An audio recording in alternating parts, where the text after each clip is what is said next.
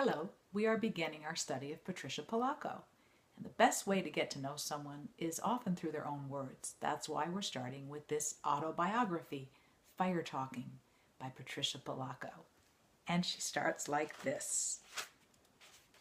I was born on July 11th, 1944, in Lansing, Michigan, and I grew up in Union City until my parents divorced. Then my mother, my brother Richard, and I moved to Oakland, California. Every summer, though, Richard and I went back to Michigan to live with our dad. My mother's people were Russian and my father's people were Irish. In the keeping quilt, I tell how my mother's family came to be here in America. I still use that same wonderful quilt for wedding huppahs, tablecloths for special occasions, and to welcome new babies into the world. Both sets of my grandparents were captivating storytellers. With almost no urging at all, they squinted up their eyes, watched our faces, and began to tell. Many of our evenings were spent in front of the fireplace, popping corn, eating apple wedges, and hearing rich, incredible tales. My babushka, my Ukrainian grandmother, called this fire talking. Whenever she finished one of her tales of magic and mystery, my brother and I would always ask, "Bubby, is this a true story?" She would look at us and reply, "Of course it's true, but it may not have happened." It was she who taught me to make beautiful, decorated pisanki eggs. Because I have such a special love for these Ukrainian eggs, I wrote a story about them called Rechenka's Eggs. My summers with my dad are golden memories. He was a traveling salesman and was on the road a lot. But when Richard and I were with him, he took time off to be with us.